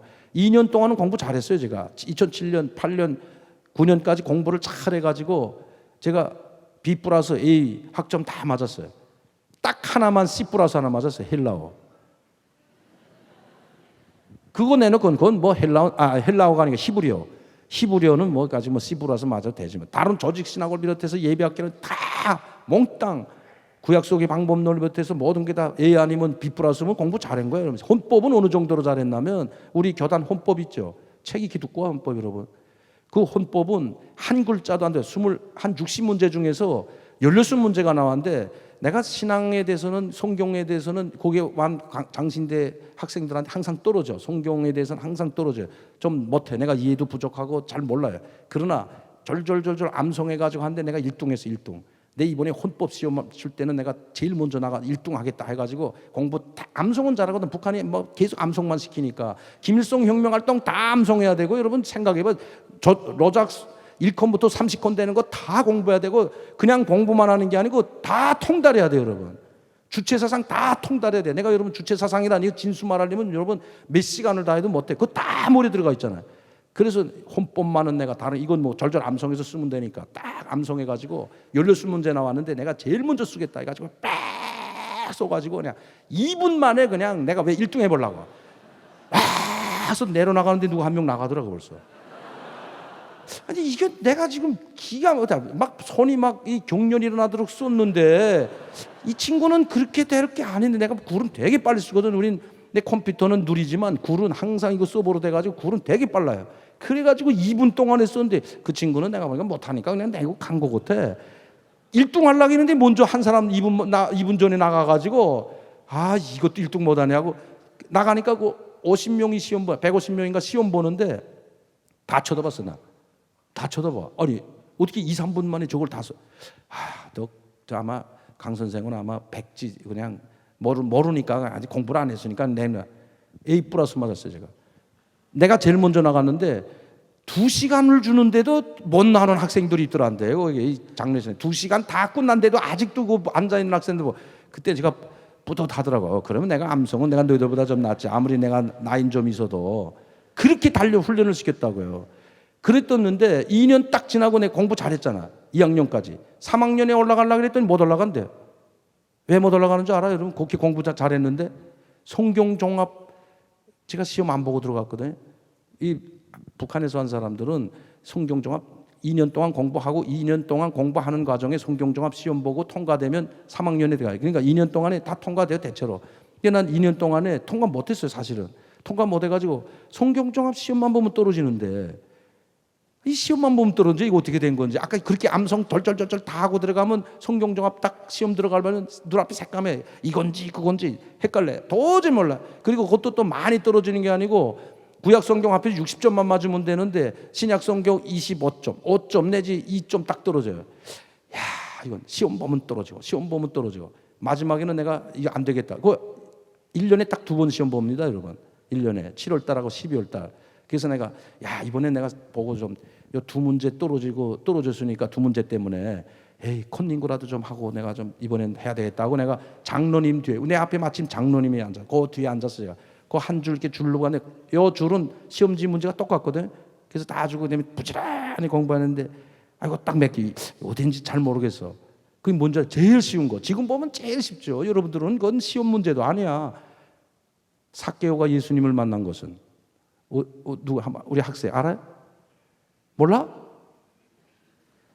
아니 그 제일 쉬운 거 아니에요? 내가 나만 근데 내가 이게 생각이 안 나는 거예요, 여러분. 이게 도대체가 이거 뭐지 이거 참 뭐가 나무에 올라갔다 내려왔는지 어디서만 그래가지고 앞에 장로님 거 딱 보니까 옥수수 밭에서 기도해 있더라고. 딱 봤지 내가 다리 탁탁 치고 좀 보자고. 알았어요. 그래서 내가 그걸 컨닝구 했어요. 컨닝구 해가지고 옥수수 밭에서 그렇게 가지고 이제는 다 써가지고 못 쓴 건 모르는 건 내놓고 그다음에 요 한두 문제 때문에 떨어졌으니까 장로님 맞았겠지. 그게 맞아 틀려요, 여러분. 옥수수밭. 옛날에도 옥수수는 있었을 거 아니야. 나는 그렇게 생각했지. 그런데 그분도 떨어지고 나도 떨어졌어. 난 장로님이라고 하면 송경정하고 확 낀 줄 알았죠. 근데 그분도 떨어져, 솔직히 말해서. 그 떨어지고 그분도 떨어지고 나도 떨어졌어. 근데 옥수수밭이라고 쓴 사람 그분하고 둘이야. 여기까지인가 보다 했죠, 내가 그때. 나는 안 되겠구나. 안 되겠다. 이거 난 하나님 길 아닌 모양이다. 내 목회자 길 아닌가 보다.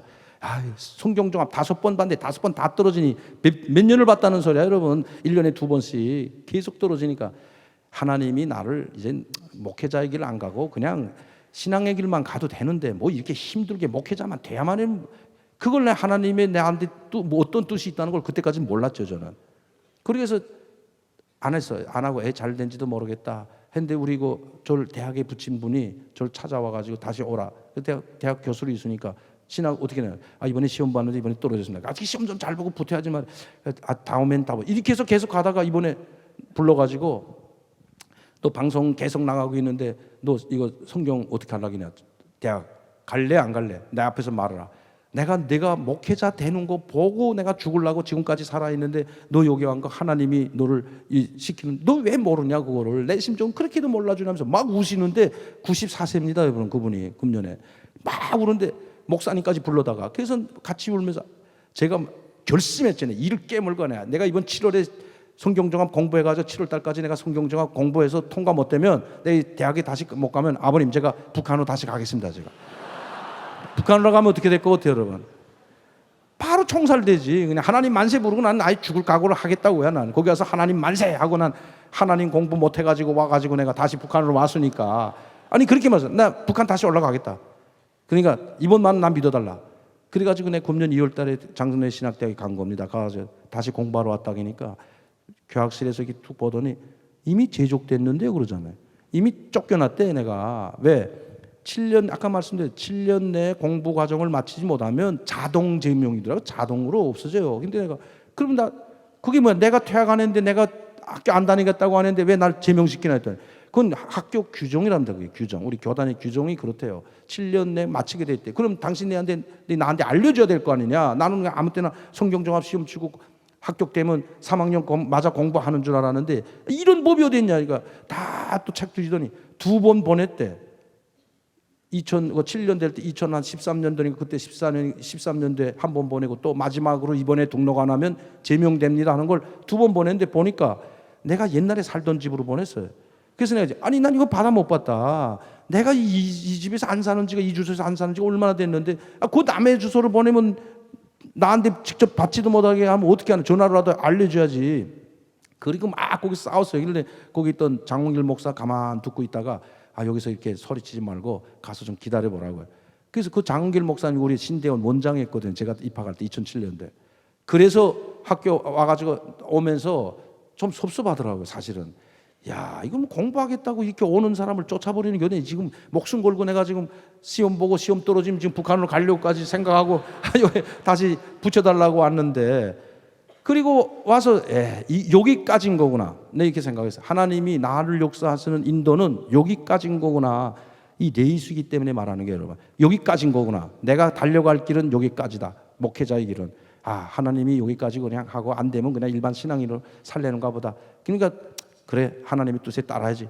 그리고 와서 좀 홀가분하더라고. 힘든 공부 안 하게 됐으니까. 여러분 얼마나 좋아. 그래서 아버님한테 사기 나서 찾아가 가지고 아버님 제가 안 다니려는 게 아니고 이번엔 내가 시험 못 봐서 시험 떨어지면 북한까지 간다고 아버님한테 말씀드렸는데 그렇게 결심을 단단히 하고 학교 갔는데 이미 제족당했답니다. 그러니까 이건 내 잘못 아니라는 거야. 내가 이거 제족당했다는 내가 그냥 책상 치면서 94세 난 분이 책상 치면서 일어나다가 쓰러지는 줄 알았어요. 얼굴 시뻘게.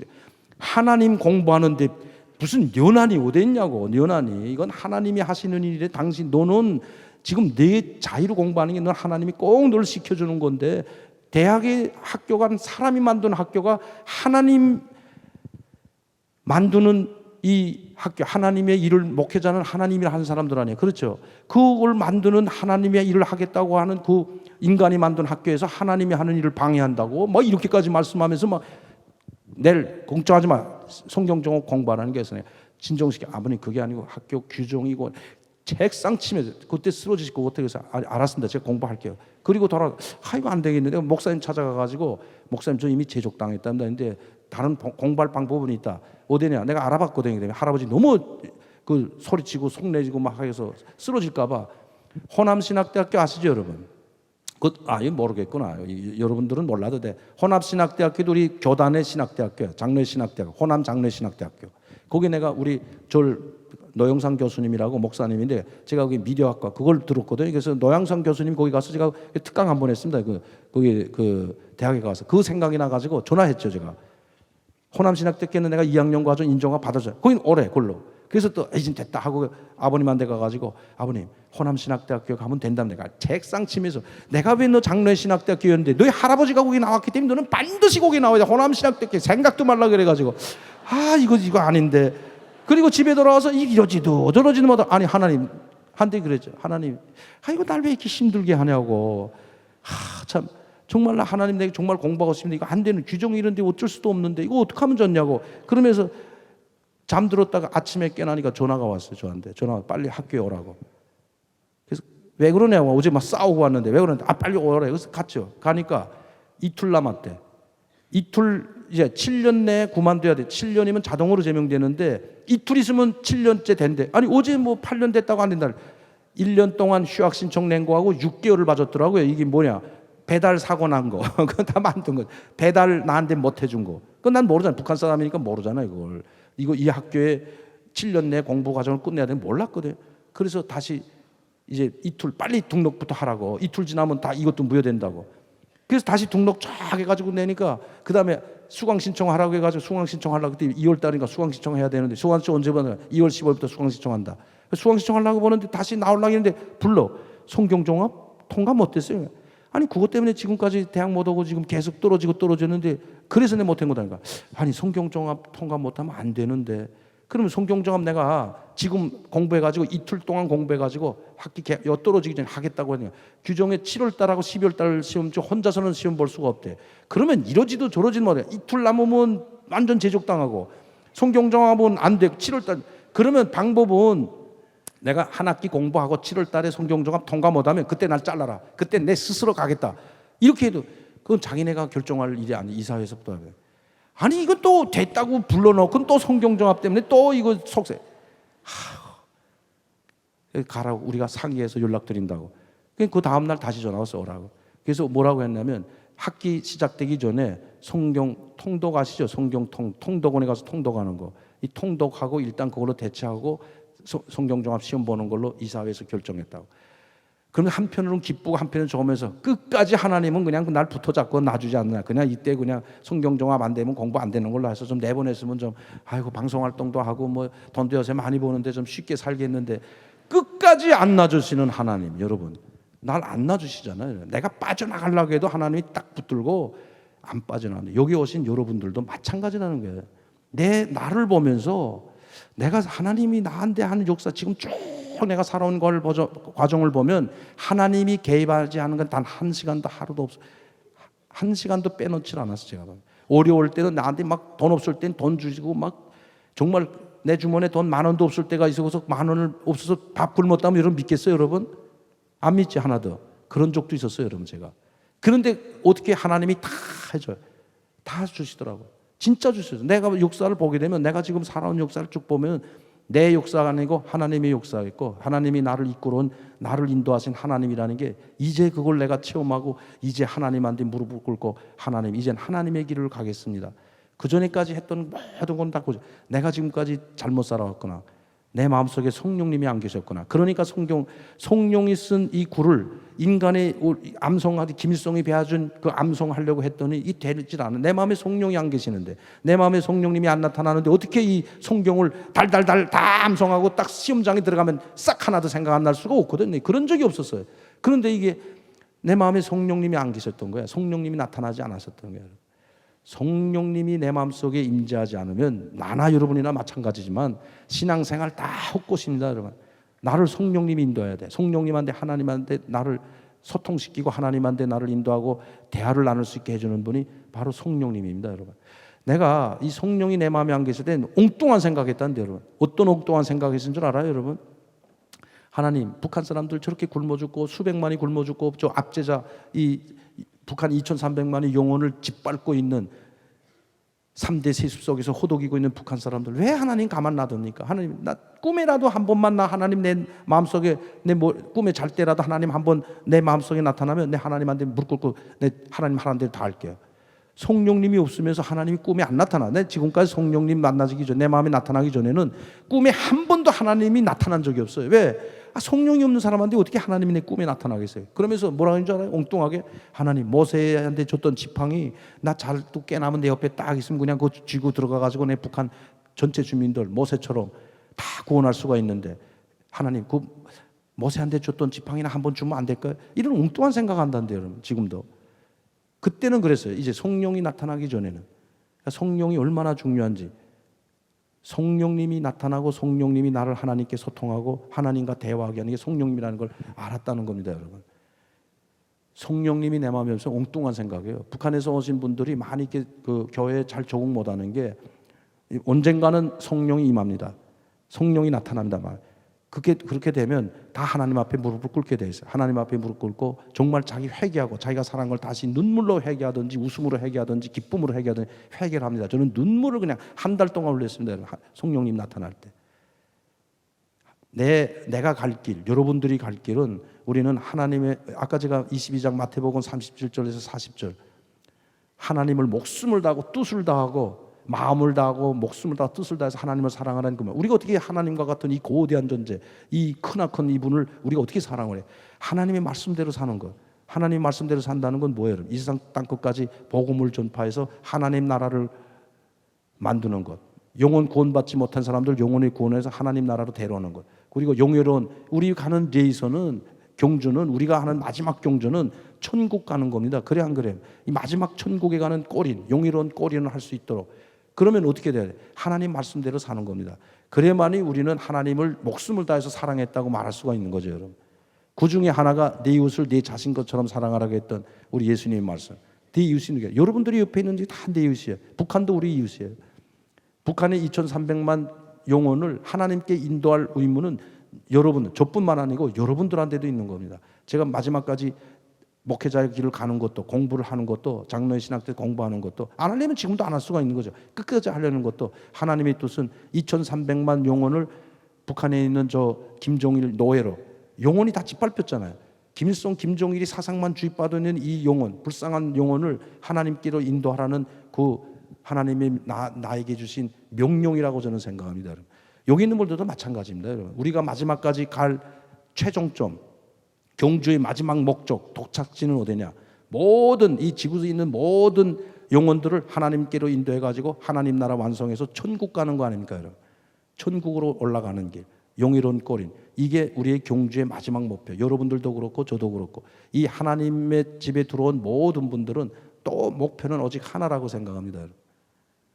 그래서 제가 이 레이서라는 이름을 딱 들었을 때 제가 뭐 간중보다 오늘 좀 북한에 대한 실상을 얘기해 주고 좀 하려고 했는데 제 간중이 돼 버렸는데 이 레이서 내가 가는 마지막 경주의 목표는 어디냐?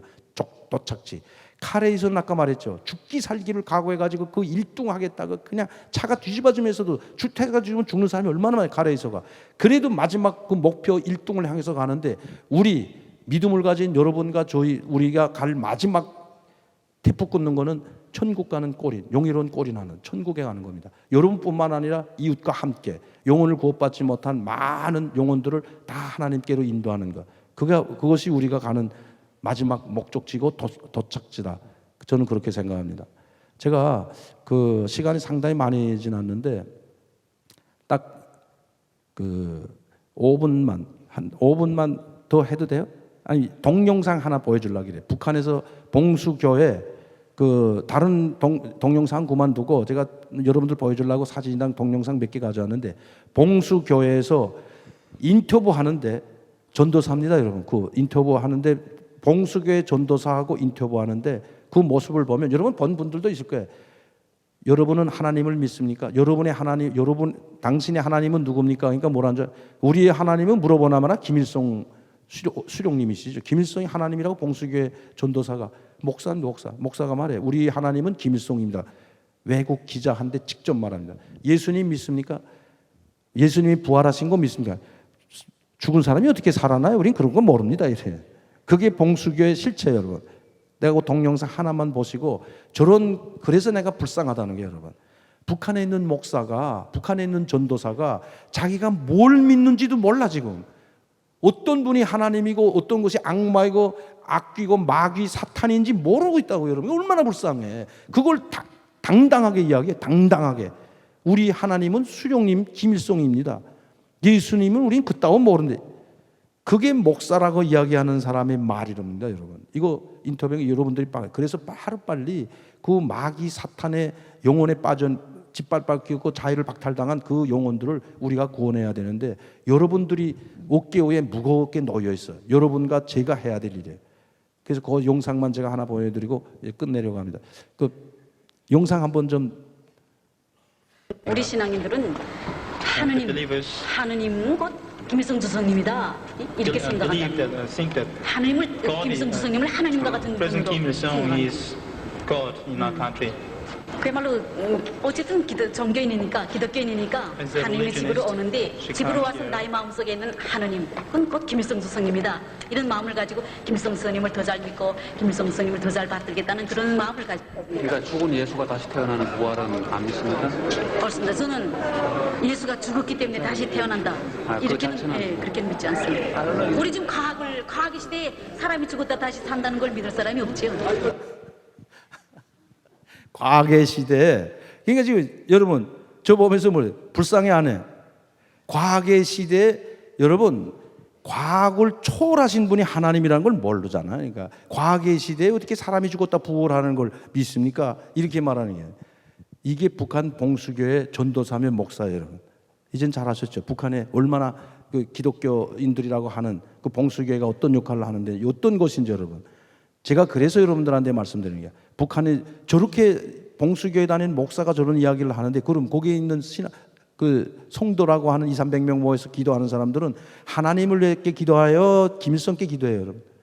당연히 김일성께 기도하는 거죠, 여러분. 그래서 그 영혼들을 우리가 하루빨리 구원해야 된다. 여러분들이 같이 동참해 주길 바랍니다. 오늘 제가 마지막으로 여기 탈북 미녀 가수 있는데 한번 소개해 드릴까요, 여러분?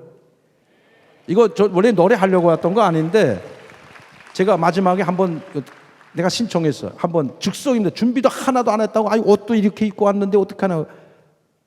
일로 나와요, 빨리. 빨리 나와요, 빨리 나와요, 빨리. 시간 괜찮아요, 빨리 나와요. 자, 박세영, 탈북 미녀 가수. 자, 박수 치는데 빨리 나와요, 빨리. 시간이 없으니까 빨리. 같이 나와요, 같이. 괜찮아요, 나와. 자, 송지영 씨 빨리 나와요. 송지영 씨도 빨리 나와요, 빨리.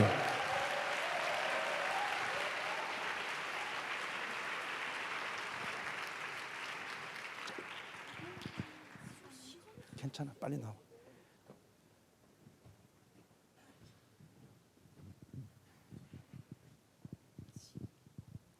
이만갑에서도 나왔던 우리 박세영 씨하고 송지영 아나운서 지금 TV도 많이 나오는데 오늘 노래 실로암이라는 노래를 제가 한번 신청했어요. 왜 젊은 청년 학생들이기 때문에 이 청년분들 아니에요. 그래서 제가 하나를 부탁한 겁니다, 여러분.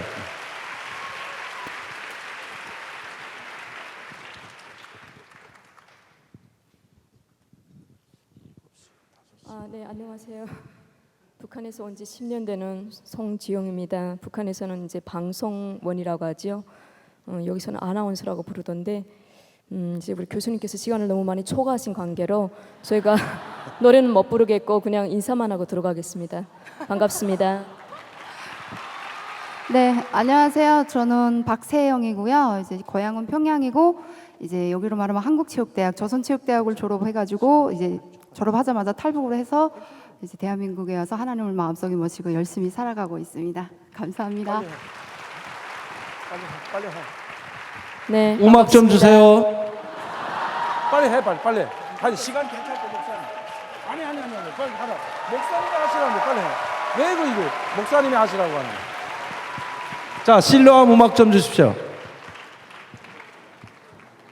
빨리. 목사님이 시간 괜찮대, 빨리 하시라. 죄송합니다. 저희가 1절만 빨리 부르고 들어갈게요.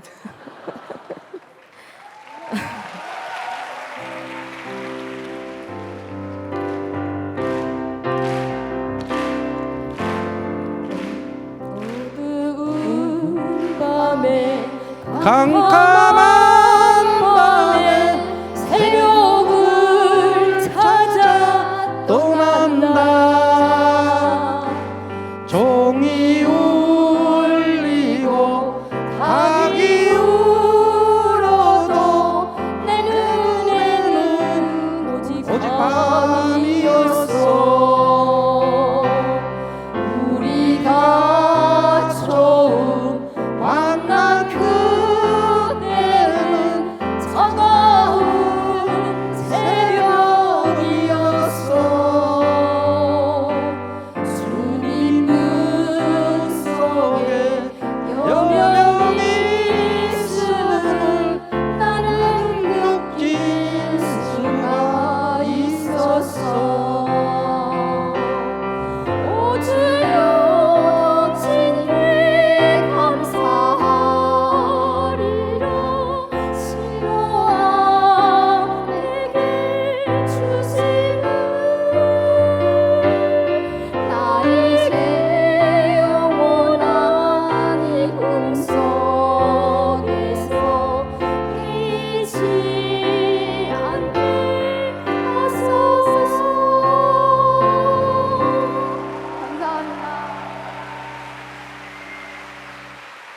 오늘 준비 안 하고 왔다가 제가 왜 소개 안 하면 여러분들 잘 아시겠지만 두 분 다 이제 방송에도 많이 나가고 또 박세영 그 분은 이제 평양 체육대학교에서 운동을 하던 분이에요. 체육대학교 졸업했고 거기서 이제 그 카레이서는 아니지만 달리기, 경주 그걸 했던 분입니다. 그러니까 마라톤도 하고 이게 단거리도 하고 넓이뛰기도 하고 이런 거 경주했던 분이기 때문에 내가 여러분들께 같이 왔던 김에 한번 여러분들께 소개하면서 이제 우리 박세용이나 우리 탈북인들이 경주할 것은 마지막 경주 우리 목적지로 해서 달려갈 것은 이제는 마라톤이 아니고 바로 하나님 나라 천국 가는 그 천국에 꼬린하는 거 그거라고 해서 제가 한번 여러분들께 소개하고 동포사랑전국연합회 저희 한 분은 총무고 한 상담실장을 박사님 저희 다 동포사랑전국연합회를 만들어 가지고 북한의 선교를 위해서 또 북한 동포들을 구원하는데